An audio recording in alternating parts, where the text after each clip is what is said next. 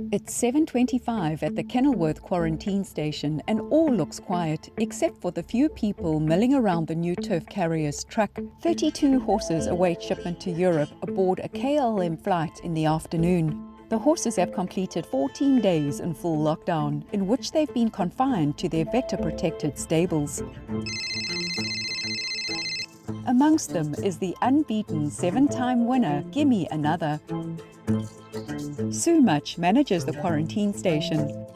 While Sue speaks to her team in preparation for loading, we chat with Dr. John Charles, who was the attending veterinarian representing Hobday Equestrian Services. I'm responsible for their health movement certificate so that when they arrive at quarantine that they comply with entry into quarantine. Once they're here on a day-to-day basis, it's my responsibility to care for them from a veterinary perspective.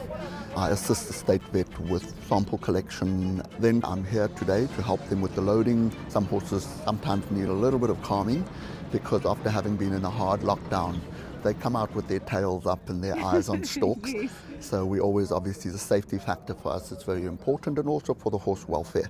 Then I'll be accompanying you to the airport later to again assist there with helping with the loading.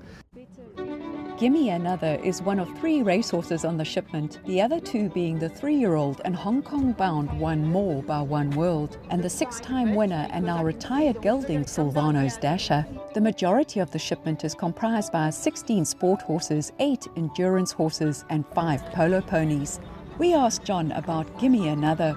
Very chuffed with what we as a team at the Kenilworth quarantine station has helped Gimme with. She arrived and was very much an introvert, kept to herself. You had to basically almost beg her to come over to say hello to you. With time and all the love and TLC from the quarantine staff, she's come out, she's blossomed. First time she ever had a cookie, she didn't know what it was. Eventually she started taking them from our hands and started warming up to us that way. Now in the mornings when we go in, she expects her biscuit first thing in the morning. Her head is the first one over the door to see us and say good morning, so it's very special. Now she takes treats out of your hand. She comes up to you in the morning when you arrive in the barn. She sticks her head out. She nibbles the girl's hair. She really has blossomed, for a lack of a better word.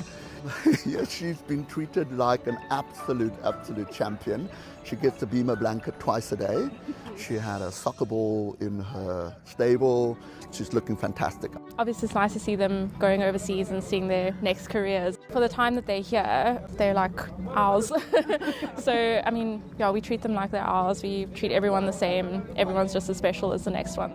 I think this was just a long spa treatment for her ahead of her international campaign. With the first batch of horses about ready to load, there's only time for one last question. I asked John how horses cope with air travel. I am absolutely gobsmacked how they tolerate flying, and I've been flying with horses for a couple of years now. They do phenomenally well. I don't know if it's a drone of the engines. They are amazing. Like going from the float, you'll see at the airport now, going down a ramp into the jet stall. From there, they sort of hang around on the runway for a little while. Then we hoist them. We load them into the plane. There's movement all the time. There's quite a lot of activity, and they handle it well. The odd horse who is nervous, we anticipate that, and we would give them a slight sedation just to help them for safety more than anything else. We sit with them in the plane, so we see them all the time. We hear them. So we're there constantly with them, anticipating where we can try and settle them. They obviously always have access to a hay net. We top that up all the time. Once they are loaded, we normally wait for a cruising altitude. We've got jerry cans of water, fill up the bucket, offer them water.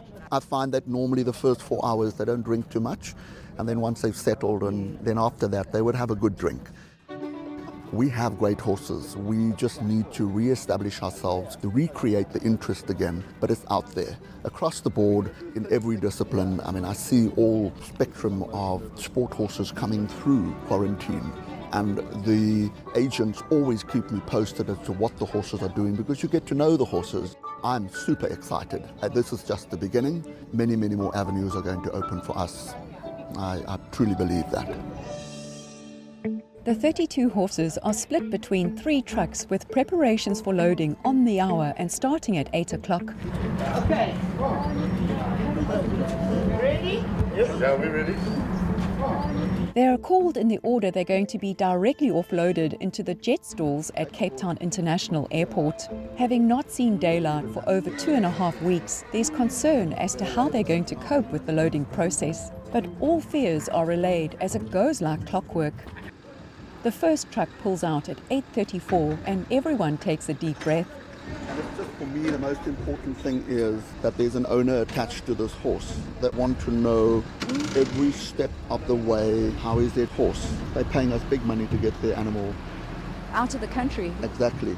Sue, how did that go? Because it looks so organized and calm. It went fairly well, considering the horses have been locked up. Normally we would take departure photographs the day before they leave, but with them being locked up, to get photographs in the stables is impossible. So it wasn't as smooth as it would normally go, purely because we were stopping horses so that we could get the photographs done. Grant Gillies of New Turf Carriers explained the preparation of the trucks to ferry the horses to Cape Town International Airport. The floats are cleaned up properly before we even get here at our depot. Everything is cleaned and sprayed. And then when they get here, they spray again. They usually spray us, our feet and all that. Yeah. Then they just put the shavings in and we're pretty much ready to load. And I see you have netting over the windows and all openings on the truck. Yeah, it's all got to be properly sealed off and make sure that no muggies can get in en route. Gimme Another is on the second truck with the other 2 racehorses on the third. The filly is led out bright and alert, but loads like a seasoned professional.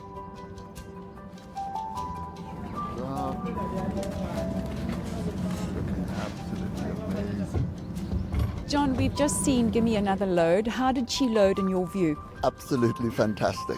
She was smooth, relaxed, confident. I would love to believe that we've added a little bit of her trust in us again, and she loaded like a star. A moment later, they're all in, the ramp closed, and the second truck is on its way, all by 9:17. New Turf waste no time. We catch sight of the truck further down Wetton Road. Stephanie, who's accompanying the second truck, kindly lets us in. Being a Sunday morning, the roads are quiet, with the truck making good time. As we get closer to Cape Town International Airport, Stephanie goes on ahead to alert airport security of the imminent arrival. That's it for now. Join us in the second part of this story, where we take you to Cape Town International Airport to see the horses loading into their jet stalls and hoisted into the KLM scheduled freighter and bound for Schiphol Airport in Amsterdam.